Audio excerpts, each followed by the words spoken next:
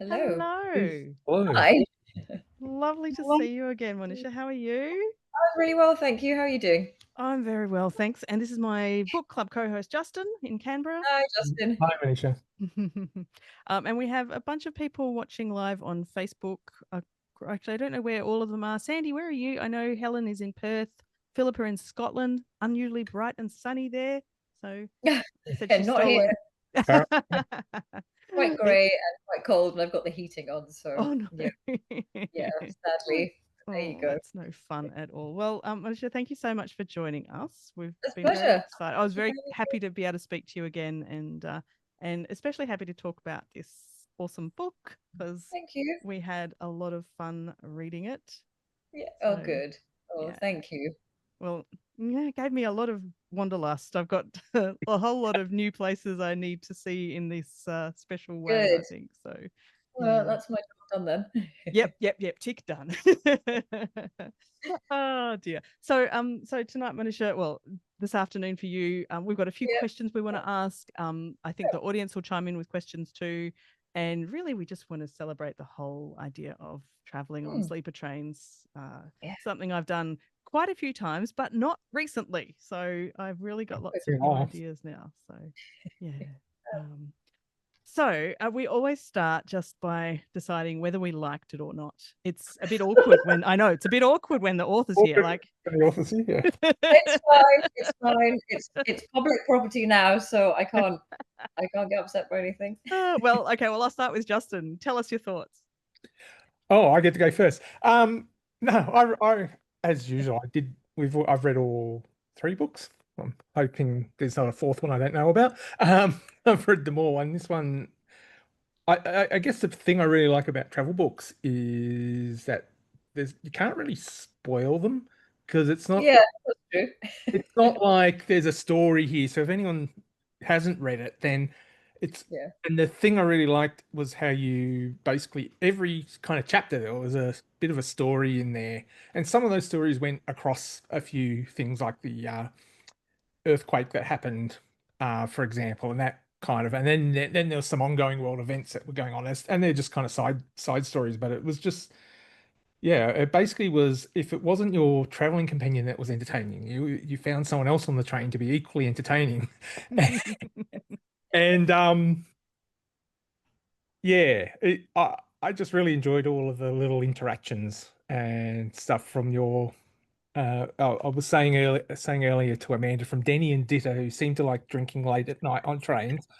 Those stories to yeah, even just things like every time you get on the train, if you weren't sure there was a dining car, that was Yeah, because to me it's pretty critical. You want a dining car. Um, exactly. and yeah, and I just found it all very relatable to me anyway. So and enjoyed Phew, so you liked it. yeah, and Lucky. not only that, like I knew like the last or second last chapter was in South America, which is a place I've been to a fair bit and done a few things there. So um yeah, really look forward to that one. And then like there's places I've never been, and then even even things like down to it's quite funny the restaurant that you went to in Bucharest, I think is the one where all the foreigners get told to go to for your local Romanian cuisine. Yeah, yeah, yeah. and yeah, so I don't know if there must be other restaurants in Romania, but yeah, for some reason everyone who goes to Bucharest ends up in this one restaurant. So Yeah. yeah, Oh. there's just lots of stuff like that in the book that I really enjoyed, and yeah, I don't know if I've got anything else I need to say. It's just I That's no, I'm glad you liked it, thoroughly Justin, because we enjoy didn't it. have this discussion first, but I was fairly confident that you would have Yeah, enjoyed it. that's true. It goes without saying, I think I loved it. I have loved all of your books, Monisha. I'm not just saying that because you're here. Um, it's because I do Oh, we, love we did train record a travel. podcast for a second. Was it around the world? We You were around the world in and 80 we liked trains. that one, and that was on record before. Yes, that's right. Exactly. So, Yes, we love that, and that we got recorded evidence. that years ago, and it's true. So Yeah, yes, but yeah, also because, of course, train travel is very thoughtful, like we discussed in our interview a few weeks back. But also, like Justin, I think more than the train travel, I loved the people along the yeah. way. So yeah, maybe you can start us off, Manisha. Can you give us maybe one or two of your favorite people that are mentioned in the book, whether they are strangers or friends? A couple of Yeah. highlighted people. Well, actually, funnily enough, the two that you mentioned, Denny and Ditta, I saw Ditta this morning on the school run, and I can't. I mean, I don't. I find it really difficult to view her in a different way now than anything other than this character in the book, because even my editor, when she first wrote back, when she did the first draft of the book, one of her top comments was, "Oh my God," she's like, "I love Ditta." She said, "What an absolute hoot." And it completely summed up how that journey was, because that was one of the most fun chapters that I wrote. I think not just the actual travels, but sitting down and kind of bringing her to life again. And Aw. I mean, she really is like that. She's so fun and so just involved, I think, with everything that we did. And it's tricky when you take people on travels, because you only really get to know someone's nature when you're traveling. You get to see their real kind of side, and when they're tired or they're hungry or they're, just not really enjoying where they are, maybe you see it very quickly. It's quite hard to hide. And given that she hadn't been away for, I think it was 9 years without her kids, she really kind of just took it in her stride. She hadn't been on sleeper trains before. She hadn't been to Vienna before. She didn't really know what we were doing. I'd organized everything. She just came along. And they're the best people to have, who are just like, I'll just go wherever you tell me to go. I'll eat where you tell me to eat. I will take off my clothes and go into a Finnish sauna because I have to. I mean, she was just so kind of game for everything. And I guess Denny was very similar as well. I've known him for years, and we've traveled with his wife and my husband to India before, but not just the two of us.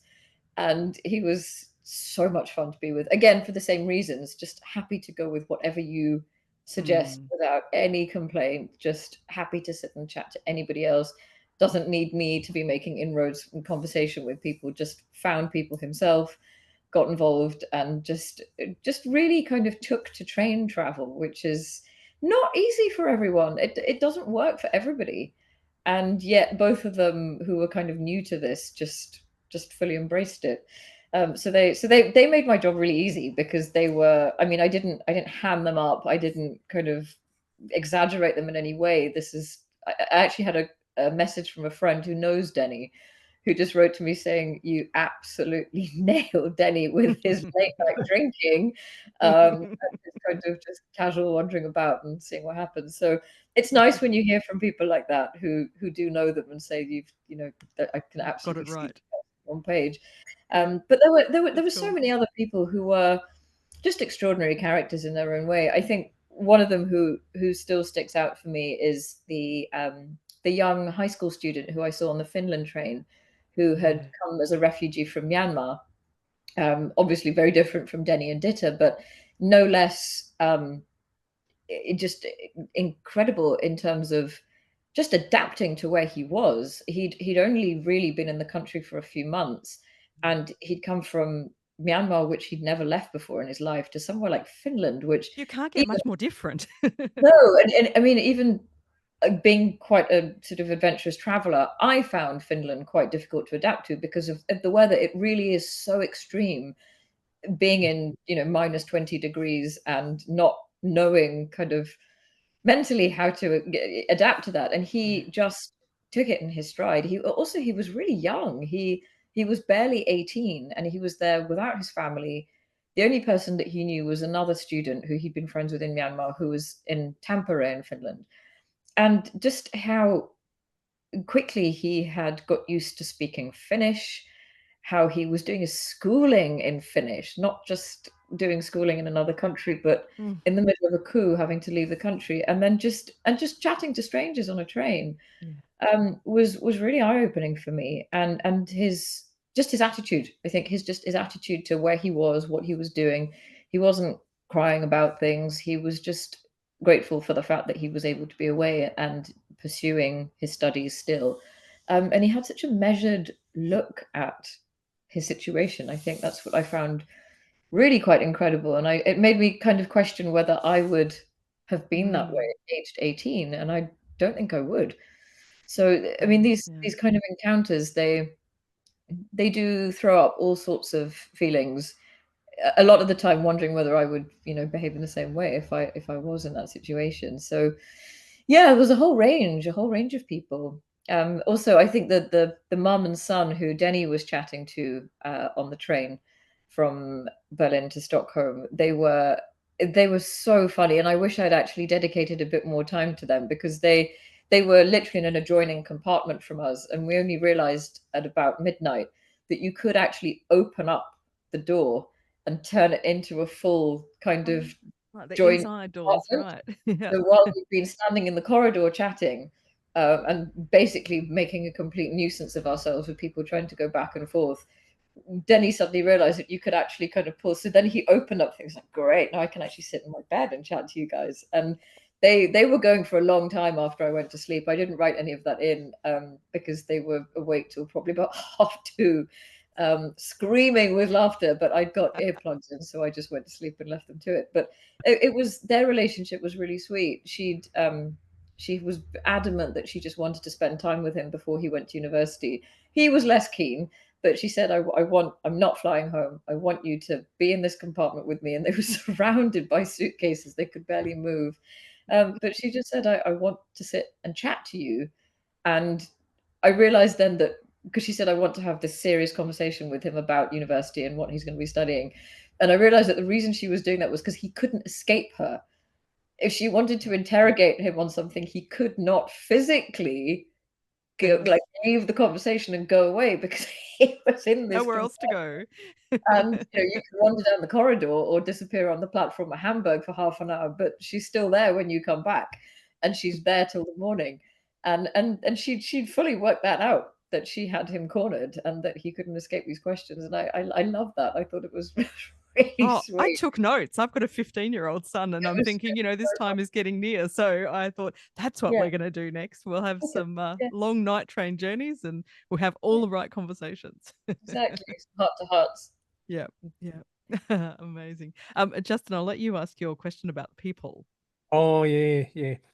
So I've had a fair few interesting conversations on trains. They always happen. Like I got drunk with some guy from Hungary on the train from, I think it was I think I was going to Budapest or from Budapest. I can't remember. He made some wine and gave me, but he initiated the conversation, same as on other trains in places like Ethiopia and Sri Lanka and Europe. Oh wow. Okay. So I've done lots of day trains, and if people initiate the conversation with me, I'm fine. But I absolutely cannot, for some reason, look at someone and go, "Hey, they might want to have a chat." Yeah.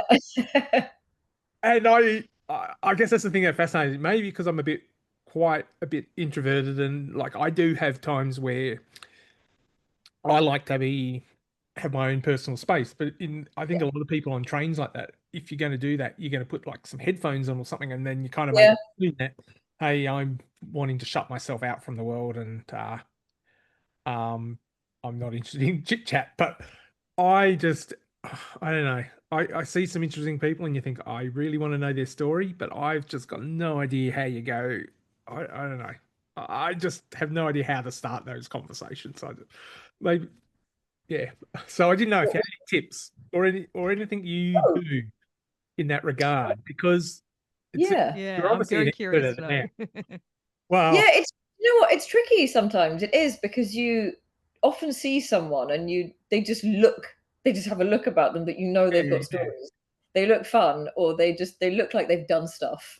And you think, I want to know, I really want to find it. In fact, I did this recently in Norway, when I was with my kids and my husband, and he took them off to bed because it was just getting really late and they were exhausted. And there was a chap in the dining car who was he had a kind of fishing hat on with paint on it, and he'd got some really amazing tattoos that the kids were looking at with tigers and stuff. And he was wearing a vest, and it was like, I know it was summer, but it's still not hot on board the train. And he was just having a tea, actually. I expected him to kind of go up to the bar and get a couple of beers like everybody else, but he was having a green tea.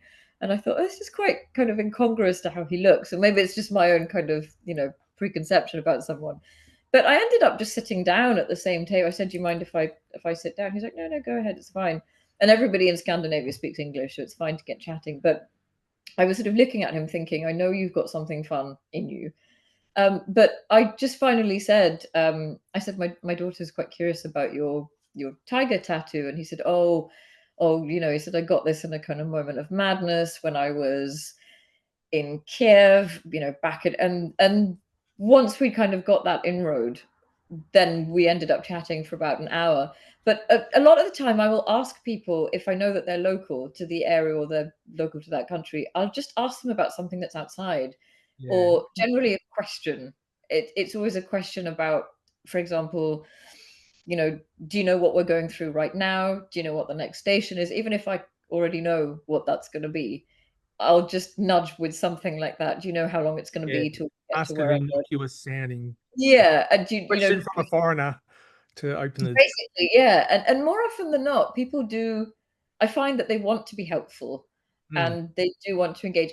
But you will also, like you were saying, pick up on the cues if they don't want to yeah. pursue the conversation. You can tell because they'll just stop and go back to doing whatever it was they were doing, or they'll look away, and you think, maybe you're not up to this. But invariably, I do find that people. It doesn't take a lot. It will, even if it's just offering someone food. I usually carry a bag of sweets. I always have some kind of snacks with me because, and I learned that as a technique to get people to chat. I would Mm, bring out something and just offer it round the compartment or even the table where I was sitting. In Turkey, I remember this family had a whole lot of baklava that they were handing around to everyone. Um, And even that's just, it's just a way to kind of just initiate communication with people. And often, once they're sort of mouthful of chewing on something, you can then just ask them about something else. And like you were saying, the kind of very seemingly innocuous questions will often get people to get chatting about things.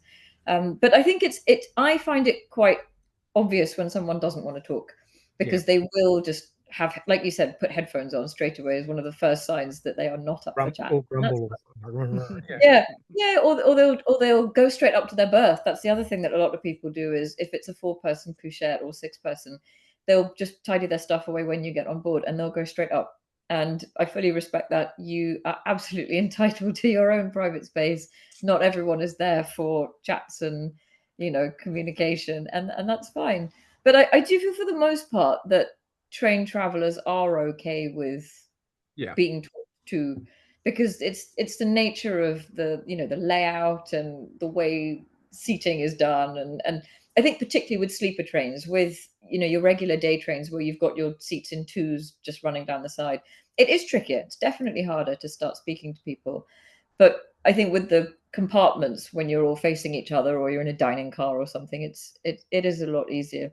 I also think when people have gone to a dining car, you mm, can't then be cross if people want to talk to you because it's yes. it's quite a communal space. Mm. And when I've wanted to chat to people, if I've been traveling by myself and I know that I want to get some stories out of people, I'll always head to the dining car because that's where everyone's very happy to keep talking. And actually, the train managers, I had a couple who I spoke to in the book. They're always up for chat. You'd be amazed how many stories they've got, and they're so fun. I think most of them probably have an entire book in them for the journeys that they've done. Yeah, it sure sounds like it. And especially the night trains where often they won't have too much work to do by the sounds of it. Yeah, Once things yeah, are kind of exactly. settled in, then they've just got to be there. So yeah, Mm, yeah. I noticed yeah. actually a few times, and maybe it's a almost subconscious technique that you found people who like they had a slogan on their t-shirt that kind of indicated, oh, we probably have some similar values or something like that, and that's another, and it's also just a kind of a reason to start a conversation sometimes, and Yeah, yeah. yeah, absolutely. I mean, the dad who I met on again, the same train when Denny was off chatting to the other couple, I was talking to the dad called Herman, who was traveling with his son. Again, people with kids, they are often very easy people to break the ice with. So when I'd actually just gone for a wander, I just wanted to have a look at the other compartments. And as I came into the corridor, he was blocking the corridor because he was carrying Assad so he could look out the window. And I could see that his T-shirt said "Make racism wrong again." And I thought, you're an interesting man. You're not someone, as I just look at, would assume would wear a T-shirt like that because clearly you're saying something to people. In fact, you're already communicating with people. you are talking to them already. You're already opening conversation here with the t-shirt. So I felt like this was somebody that I could just stop and say, look, I'm curious about your t-shirt. Why are you wearing it, and why on the train as well?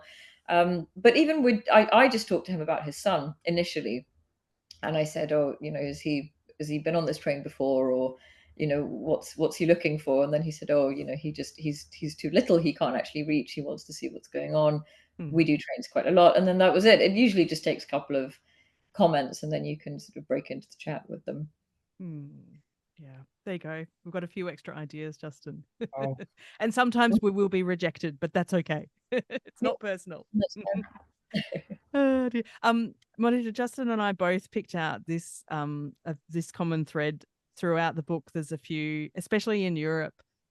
You mentioned a few different schemes whereby people are trying to get more sleeper trains like back up and running, or and I've got a few tagged in my book, and I haven't gone through to get all the names of them, but there was even some volunteer groups and stuff who were people who were trying to get night trains back. And can you tell us just a bit more about that whole kind of movement that you discovered? Yeah, definitely. In fact, oh God, it's very depressing, but there's a group called Oui au Train de Nuit, which is the French group, yes to the night train, basically it translates. They have been campaigning and been in the news a lot recently, because it actually breaks my heart that the first chapter, the Paris to Vienna train, is being scrapped from December onwards. And I was devastated when I saw that they decided to do this, because it's not Nightjet, it's not Austria's side of things, it's actually French Railways, SNCF, have just decided that they're not going to fund it anymore. And we au Train de Nuit are devastated, and they all turned up to the station in their pajamas at night time with huge signs and massive protest. And they've been out in the streets campaigning, because there's another group called Back on Track, who I think are based in Brussels. Some similar things. They are campaigning for cheaper tickets, more routes, and they feel really vehemently about this, that they should be given an alternative option for flying, because the climate crisis is undeniable. Not everybody wants to fly. People are scared of flying. They also just are fed up of polluting, of the time that it takes to drive to an airport, getting taxis, having to arrive 2 hours in advance, security faffing on the other side. And then when you arrive at a lot of cities, you're on the outskirts of a city, and then you've got to get another taxi or another train into the heart of the city. And it's the ease of just taking the train from one center to the other. And I think they have very valid reasons as to why they are campaigning so hard about this. And they have definitely gathered a lot of momentum in the last couple of years. They're expanding a lot more. They've got so many more people on board. They are regularly on platforms with their signs. I think European Sleeper, the company who is the Belgian Dutch collective who launched the Goodnight train, they had all of the Back on Track people were on board that, which is where I actually met a group of them. And they all link with each other, because I mean they all have a common goal. I say we, I suppose, all have a common goal, which is to just get night trains back up and running. But I think the biggest issue, and the thing that's holding them back, is rolling stock. For a start, is it's just a problem, because there aren't enough carriages that are built for sleeper trains, and berths in them already. They would have to put in a mass order for a company to provide them all, basically. And that's why the ones that are running are really old, because they can't justify producing all these train carriages and then not being certain about the future of night trains if they then disappear again. So the French one is a really kind of, it's a real blow, because it's not just the Paris to Vienna route that's been cut, it's Paris to Berlin as well. And that's a really key route. So now there will no longer be any night trains out of France, which is really sad, because, and especially for us, it's horrible, because for us the entry point into Europe is straight to Paris on the Eurostar, and then from there it's tricky. So now, at least Brussels still has sleeper trains, and so does the Netherlands, leaving from there. So at least we can still get the Eurostar there and then come via Brussels. But it is a real shame. And I don't know. I actually don't know what the answer is. I don't know what the future will be for sleeper trains. When I was in the Netherlands recently, I spoke to the CEO of Interrail, and he said the issue is that they are not profitable, and Right. that's why they just can't justify bringing out a whole load of carriages and setting up the routes again. They said what they are running is full, and that's what I find quite interesting, that they are booked up in advance. They're almost running at capacity most of the time, and that's why we au Train de Nuit was so angry, because they said that over the last year or so, um, almost all the trains have been running at 80% capacity, Hmm. which is a lot. And they said, Yeah, this doubled. many people are on them all the time. So Yeah. what do you expect them to do now that you've cut this train? And I actually thought back to some of the people I not just met but heard about from the train manager on that night jet, where she said there's a dad who regularly travels from Romania to see his son because he and his partner are separated and he visits. Or the woman who has to take her cello because she plays in the orchestra and can't fly with it. And I thought, what are Mm. they all supposed to do from December onwards when this is just their normal commute, to have to find an alternative, which is it's really sad. It's not just a shame, it's actually really sad and really disappointing Yeah. that they're going backwards. So Yeah, it's very backwards, isn't it? It yeah, seems like, the only way to save them is like massive systemic change. Like I thought, like yeah, France has those laws about short flights were banned where they yeah, were like 2 hour exactly. flights or something. But like if something bigger than that could get implemented, or because I guess the flights are still super cheap, so people will take Yeah, those rather. But if yeah, it's hard to fix. But if we ran the world, we would fix it, yes, wouldn't we? exactly. I would make night trains mandatory. Yes, yes, absolutely. Yes, yes. Oh, it's very sad. Justin, I'm just going to jump in so I don't forget, because Philip has put a question in the chat which I'm really curious about. Philippa starts. Philip is the one in sunny Mm. Scotland today, surprisingly.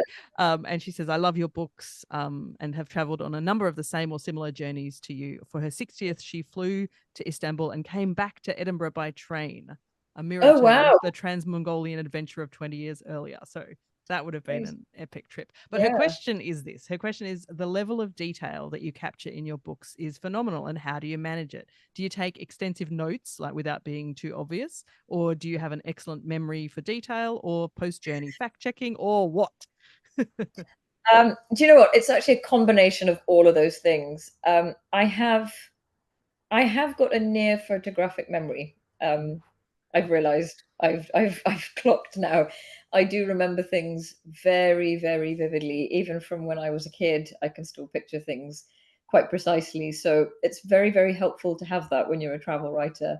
But I do take quite extensive notes. I would say if I'm on a sleeper train, I will go out, do my chats, sit in the dining car, and it's right before I go to sleep when I'm in my berth and I'm just sort of winding down when there's nothing left to see outside and it's pitch black, because I stay awake right up until there is nothing left and it's just tunnels or it's just absolute pitch black darkness, no moon, everyone's asleep. That's when I turn in. So for work, I tend not to sleep very long on the train because I'll stay awake till at least 12 or 1, and then I'm usually up by about 5 because I don't want to miss the sunrise, and I want to see that transitional period before it's sunrise and everyone's up and awake.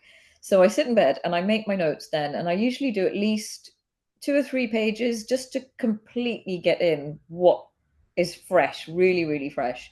And it will be anything from a conversation I might just have had with somebody to what I'm feeling. And a lot of the time, my notes tend to be about how I'm feeling about the journey rather than specific details. So I usually leave it about 6 months between the travels and then writing up the chapters.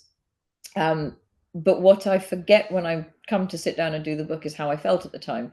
So it could be that I was exhausted when I got on. I could be apprehensive about some of the people I was in a compartment with.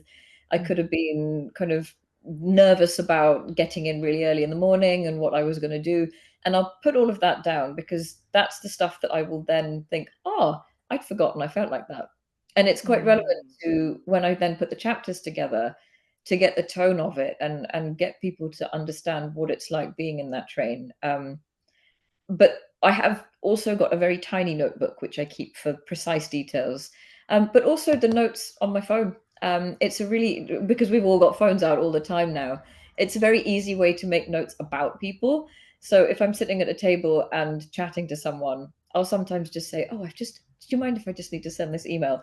And I will sit and write reams about them then and there, just because I'll see something about them, or something will happen outside the window, and I'll know immediately that I want that in the book. It sticks out so brightly that I think that has to go in there. And if I don't write it down now, I will forget this. It could be, some very flippant comment that somebody will make about something we've just seen, and you think, oh gosh, I will forget that in a few hours, so I'll put it down. So I have a combination of things. I take a lot of video as well, precisely the moment when we leave the station. I like to video that bit where you're drawing away from the platform, and for at least a couple of minutes until you're sort of breaking out into the city. Mainly because I think a lot of travel writers tend to write from expectation as well. A lot of people don't necessarily write absolutely fresh content from what they're seeing, because I think all of us have traveled, not necessarily traveled a lot, but we've read a lot of things about certain cities. We've seen films where these cities are set, that it's impossible to come somewhere and not have an idea of what you're going to see. So you turn up in Paris, you think of it as a romantic city. You think of it as a beautiful place. The architecture is lovely. It's been in films, it's been in books. It's very hard to view that city from a completely blank space in your head. So part of you is already looking for certain things, whether or not you realize it. And I think it can be easy to fall into a trap of writing in cliche because of what you've been told to think or believe about a place. So I'm quite studious about that first couple of minutes, because you expect certain things. You expect the graffiti, you see those, low hanging wires, you see the backs of people's houses. But with different cities, they can really vary. So you'll sort of start making notes, and then on the outskirts of Oslo, you're expecting, dereliction and broken down things. And actually, you've got Teslas and you've got really expensive looking houses all the way through the suburbs. Whereas in Bucharest, it's not like that. It's completely different.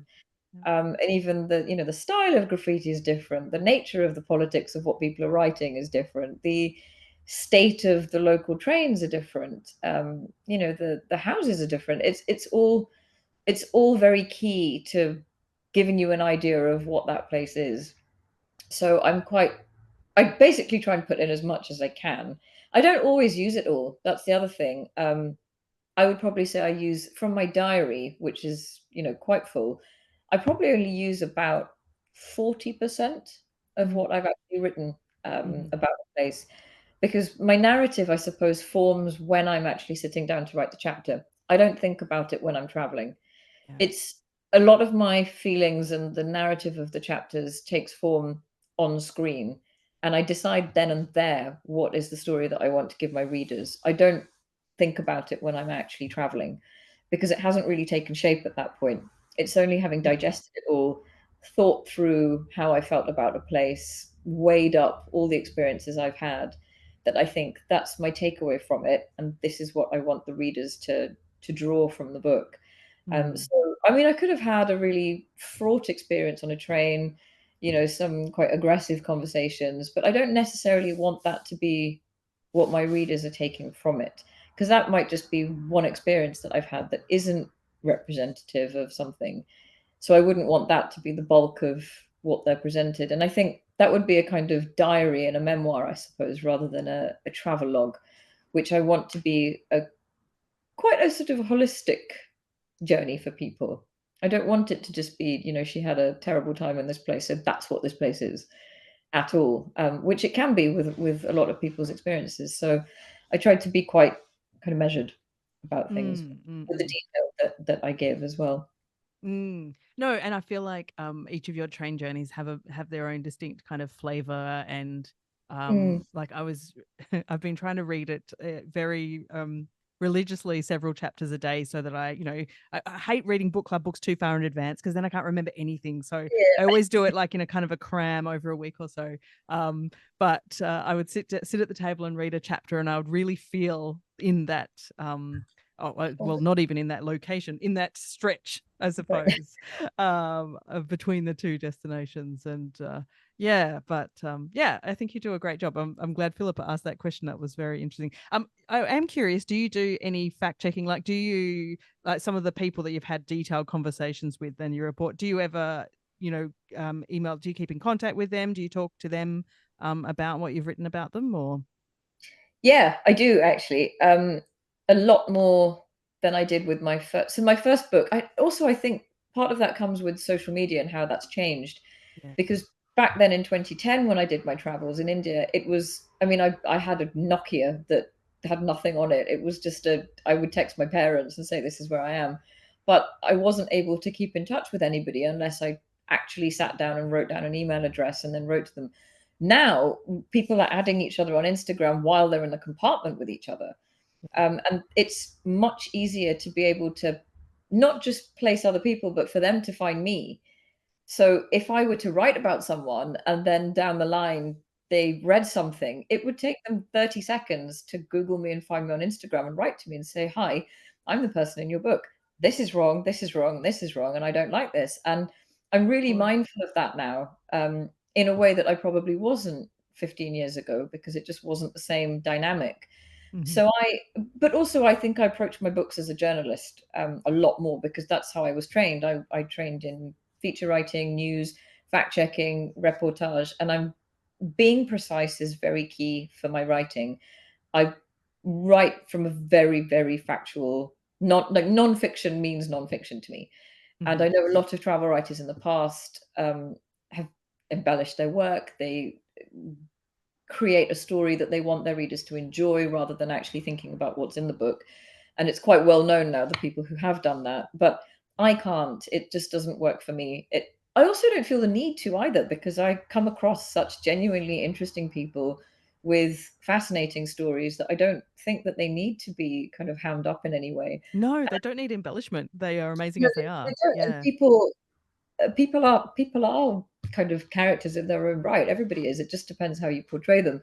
But I have, with almost all of the conversations I had, I did send the chapters. Well, I sent not the chapter, but the chunk that they featured in. I did send it to them to make sure that they were okay with that, where they were named.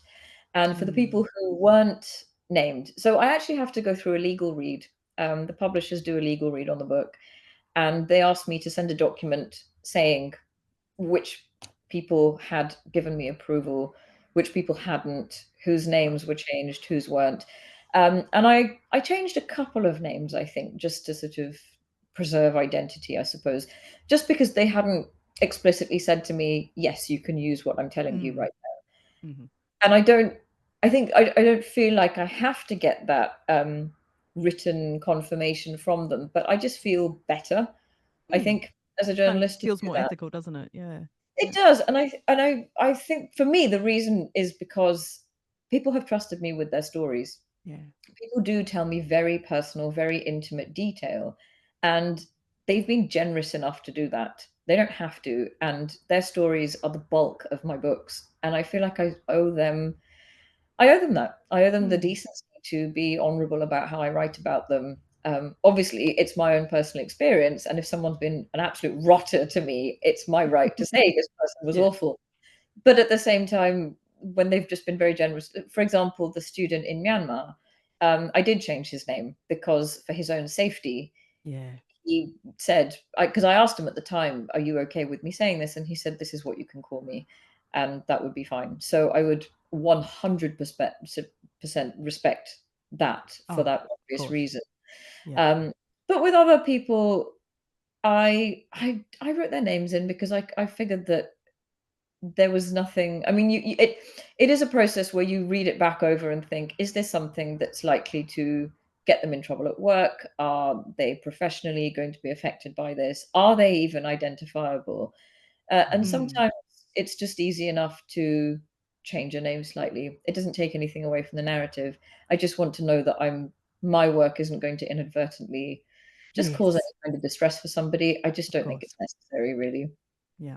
Well, just for So the record, if you ever bump into me on a train, I'm happy for you. I'm happy to be in your book. I think a lot of people would get a real thrill out of I it. think a lot of So, people would yeah. get a bit of a thrill.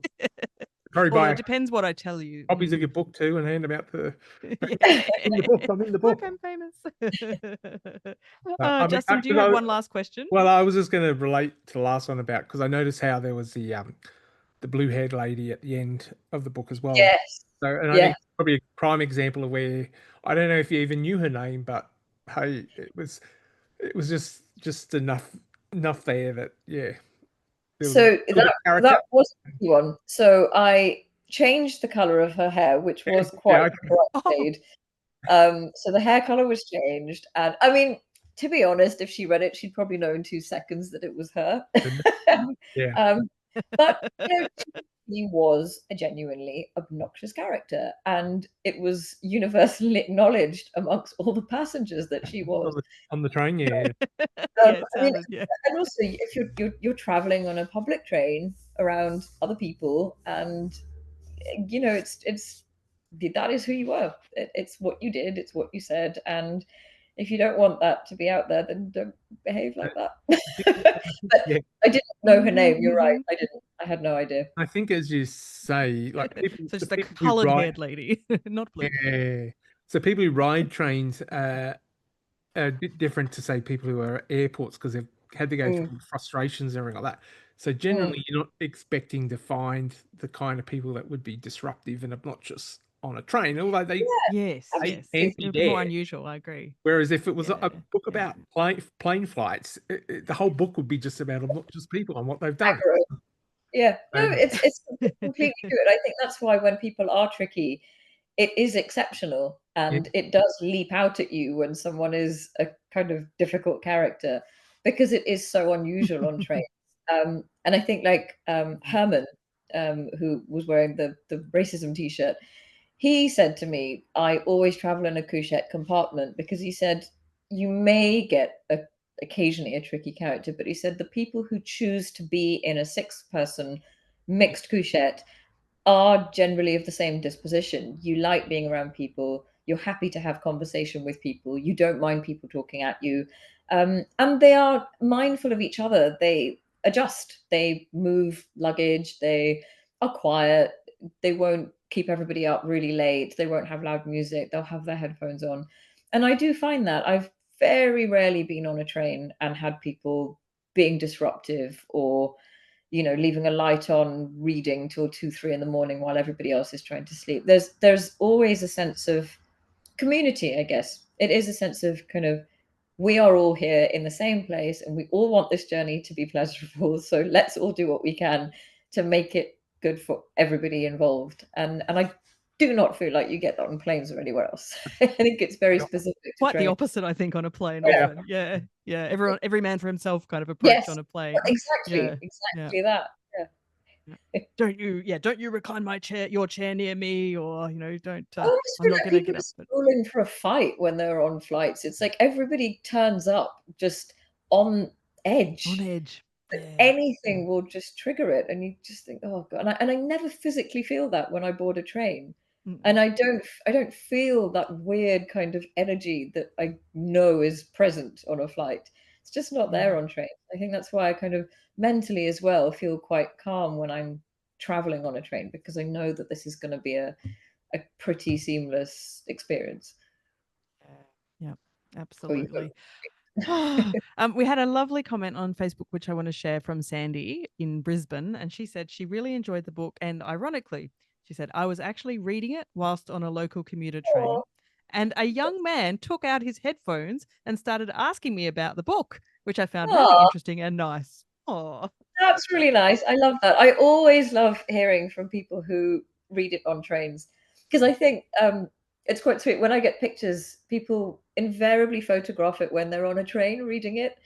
And I'm sure that reading while on a train about trains adds an extra kind of dimension to the definitely. experience. So yeah, it's great. That makes me happiest, I Yeah, think. it's so lovely. I love that too. Makes me want to go and take it on a train now. I was going on the train on next Friday, but it's not the right timing, Amanda. A week too late. Nearly. It's probably still take the book and pretend to read it again. So Are you taking the Canberra to Sydney train, Justin? yes. Ah, lucky that one's still there and pretty decent. Yeah. Yes, we've been complaining about the Melbourne to Sydney trains because the sleeper train is no more, or they took out that's only sitting up, or They are bringing out new carriages. This is Okay. New South Wales train service, which operates out of Sydney. They're getting a whole lot of new carriages. So Canberra to Sydney's only, well, it's a 3 hour drive, but 4 hours by train. So a lot of people would just Oh, okay. wish they would actually could, speed. But anyway, that's another yes, story. yes. But we don't need. We need just have a. There's just a little dining car Yeah. and Okay. seats but Sydney to Melbourne was much longer, wasn't it, Amanda? 10. 11 to 12 hours. Yeah. Oh, So wow. there was a Yeah. day and an overnight service, but they haven't bought any carriages with sleeper berths in them. So of the new trains, Which is and very short-sighted. I'm not sure what Sydney, because there's literally only three commercial sort of sleeper train services, and Sydney to Brisbane, which isn't which has a ridiculous arrival time of like 4 a.m. in the morning. Oh That's no. useless, Yeah, really. and Oh. that's apparently a government thing as well. And then Brisbane, I think, up to Townsville has a sleeper train as Ah, well. right. So Yeah. 4 a.m. they're the main ones, but That's and then really we've got our expensive luxury ones. yeah. Yes. So they're just yes. Is They're is kind of where I feel from that, where I feel like sleeper trains are going to end up. Sadly, like in general, yeah, Yeah. only for um, the wealthy, which they'll is be yeah, the expensive, experience like rather than the expensive usefulness. luxury experience, which often isn't that luxurious, but Mm. um, Do you know, you're not wrong actually. They're not. I mean, I think what a lot of people find is they pay all that money and they don't actually sleep. yeah, You think you but I could, mean, and they're really bleary-eyed in the dining car in the morning. You think you forked out thousands for this, but you haven't actually slept at all, which is yeah. Yeah, great. that is a problem, isn't it? On the was it the Scottish one where you stabled each night? So Yeah. So that was quite I a think clever it's tourism yeah, version. it's a really smart thing to do to actually just stable at a private station overnight. So you get a good stretch of about 7 or 8 hours and then set off again at breakfast. I Mm. think a couple of them have started doing this because when I took the Orient Express with my dad in June as a surprise trip, and Oh, they actually nice. did the same. They stabled at Avignon, so it's a route they only do once a year from Paris to Portofino. Oh, It's a unique one. So I took I fun. took him as a surprise trip. He didn't know we were going on a train at all, and he's the only one of my family who hasn't come along with me yet. So this it was a really lovely It journey. was due. It Oh, was yeah. lovely. He was like, why am I literally the end of the list of everybody who's been with you? It's like Saving the okay, best till last. well, yeah, basically. But they stabled overnight in Avignon, which was Mm, great. So we had, I think, about midnight the train stopped, and at about 5:30 in the morning it set off again. So we right. had a good stretch of sleep, and because of the route, we woke on the Riviera at Oh, 6 a.m. as the sun was coming up, and then you get the whole of the coastline all the way down to Portofino by 3 p.m. So it was oh, very well done this time. that's beautiful. But it is Wow. tricky, it's really hard because not everybody does sleep, and if you are a No. light sleeper, you can actually arrive completely shattered in the morning, Yeah. and this Yeah. kind of idea of, you know, go to bed, sleep well, do some work, wake up refreshed, and go straight to your office meeting, you think, not always, not actually Yeah. refreshed. You wake absolutely exhausted with a big headache, and then you've got to go straight to work. That's not ideal, is it? Yeah. I No, sleep not at very all. well on sleeper trains. I really, I even on the rattly ones in Vietnam or across Russia, no Yeah, problem. But I did take my mum many years ago on a sleeper train from Moscow to St. Petersburg. And yeah. yes, we got to St. Petersburg and she said, I'm never going on a sleeper train again. So she did not sleep well. Oh, So I get it. Everybody is different. So yeah, yeah, yeah. it is, Luckily, we it had is. no more sleeper trains on our trip planned on that trip. So I wasn't disowned or anything. She had agreed to it, but yeah, I love them. But yeah, it doesn't suit Yeah, everyone. I get it. not for Yeah. everybody. So Yeah. yeah, yeah. Just a quick shout out to Facebook. If there's any last minute questions, jump in. Justin, do you have any last minute quick questions? Oh, Or no. you don't have to. Um, well, No, because I think we've covered everything, and I think like we just briefly touched on that bit about how they're going towards luxury, and I think Yes, that's Mm, true. We even did. within, like I Yeah. know Yeah. in Australia, there's a few. There's one up in the far north of Queensland, and it's like a rail car, but it stops okay. a town for the night, and all the people get off because there's no berths on the train. They get off and they go stay at a hotel or something, and then but it goes there and back, so it's more of a tourist service rather than uh, Yeah, that's Transport. joint service, yeah. and yeah, they're just sadly disappearing. And I mean, I'm Mm. coming over to Europe in April, and my journey was Porto to London via train, and I've struggled. And you kind of confirmed already that there just aren't any sleeper trains, It's so tricky. Yeah. and so I sort of get to Mm. Belgium, and then I'm like going, oh well, I'm going to catch the. Yeah, by the time I get to Belgium, it's like just catch the Eurostar to London to fly back home again. Mm. So you're But going from Porto to London? yeah, just a long way, longish way. But funnily enough, also trains between Okay. Portugal and Spain, also They're really a nightmare. tricky. Yeah. So Yeah, got a yeah, you're few, right. I've got a Huh. few buses in there. So because I'm getting down to Wow. the Algarve, and then my plan is to sort of go to Seville and Oh, uh that's a real shame because that when I did around the world, I did a sleeper train from Madrid yeah, to Madrid to Lisbon, mm, and I didn't know at the time that it was one of the last ones, yeah. and Mm. they phased it out really quickly after, which was a Even real normal Wow. trains are really, even just normal trains are really quite a yeah, challenge. right. Like all the Oh, that's so people, annoying. yeah. So here I am, Mm. but it's fine. I'm kind of going to places I haven't been to in Europe. Okay. I'm revisiting places I haven't I'm been to very jealous. That'll for be 20 years. lovely. So, but I'm doing it all on train as much as I can on trains is my goal. So Excellent. um, Yeah.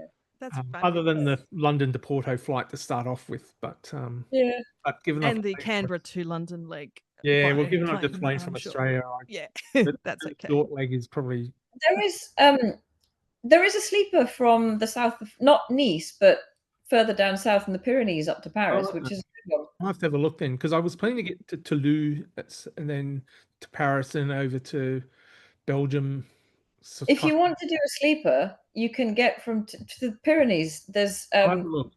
I will have do. a look at that one because it's very good. I did it last year, and it's a really great sleeper, and it's quite a quiet one. It's a route that people don't really seem to know that very much about, I'll have a but look. it's a great route. It's a really good one, Like and saying, you can get from Barcelona in 3 hours uh, to that station, and okay. it's a really easy ride. So if you can get from Porto to Barcelona, and Yeah, then that's. 3 hours That's a over good to tip. Kind of going. I was kind of going to cut through, but yeah, I can probably do You'll that. have to I haven't. I investigate. haven't. Well, I've only planned Portugal so far, so that's as it's far as. very doable. I'm guessing you've used seat61.com Yes, yes, that's a Yes. What a because resource. fabulous site. he's got some good detail about that train from Barcelona up to Yeah, must. across Ah, there. I'll have to have another look. Yeah. yeah. Yeah, it's We have good. one last message from Helen, and she says, "Thank you for joining us, Monisha. I'm pleased to say your book was prominently displayed in a bookshop I visited in Dunsborough, southwest Oh, Western Australia today." that's And nice. she's said, yes, she's had to sign off. Internet access is not good down there, but she really enjoyed all your books. So there you go. You Oh, are thank you so on much. display in the beachside towns in the That's so southwest of great. WA. And I apologize to everybody that there are no Australian trains in the book All because right. there Then should have I'll One been. have another book day. for you. You know, So, I New so Zealand's got want some lovely to. trains too. You know. I would Yes. love Oh, to have yeah. New been Zealand there. too. It was, in fact, my proposal, the initial proposal for this book did feature the Garn, and I wanted to do it, and I was very keen to do a full chapter. And then it just became so tricky because I had to wait so long after lockdown to actually travel, Yeah. and then to Yes. come out would have. I think if I come that far, I want to at least spend Oh, a good Yeah, you've got three, to four be. weeks Yeah. out there. there's a lot of things you can do. I think there's some new trains even in Southeast Asia now coming around. Like I saw a Yeah. bit Yeah. of a Bangkok to Vientiane. Yes. Yeah. You're right. Yeah. Yes. Yes. Um, Actually, and Thailand's got a big special on their like some Yeah. sort of celebration train journeys they just I'm probably more advertised likely to for get in. October, Yeah. November. Yeah. Yeah. It's interesting. I just have before I forget, I've got this out because I wanted to tell you, Manisha, that you mentioned the Garn, and that's what reminded me. Um, this lovely Australian author. He's coming to our festival next week, Benjamin Stevenson. Oh, I love and he that. writes these great crime books. The first one was called Everyone in My Family Has Killed Someone, but they're like comedy crime almost. But this great. book, he was very clever. He had got the idea of everyone on the train is a suspect, and therefore took the gun so that he, for research purposes, and then wrote this book. And it's so fun, and it's just there's a murder amazing. on the train, and it's just I'll make a note really of that. fun. That's So really good yes, fun. Great. Sorry, what's his name again? sorry, Benjamin Stevenson. Stevenson. Okay, I will note that down. That looks really great. I did make a comment to Amanda. I said if we needed to solve the murder on the Orient Express, that between the two of you, because I know Amanda reasonably well, between the two of you, you would probably find the suspect quite quickly. We would have talked to them already. We would have got. Already have known. I like to chat to people. I would have my theories. Oh dear. Well, thank you, Monisha, so much for joining us today. Thank you. It was thank you so much. Lovely to chat. Pleasure. It's lovely to see you again. Yes, you too. And thank you, Justin, for being my fabulous co-host as always. My reliable, ever reliable Monisha. One day years ago, I said, "Would you just come on?" I used to do it by myself. Would you just come on and help me this one time? And like 4 or 5 years later, he's not allowed to leave because it's more fun with two. So yeah, it is fun. Oh, thanks so much, Justin. It's been a pleasure. All right. Been great. Yeah, lovely to chat, Monisha. And I hope that someday you will come out here to Australia and take our amazing trains, and that will be maybe the next book. Possibly, yeah. Who knows? I will get that. Yes, no, I understand. It's got to be here for a while to make it worth it. Yeah, exactly. Yeah. Fabulous. Well, thank you. All right. Well, take care and have you too. Enjoy the rest of your day. Thanks, everybody. Bye. Bye.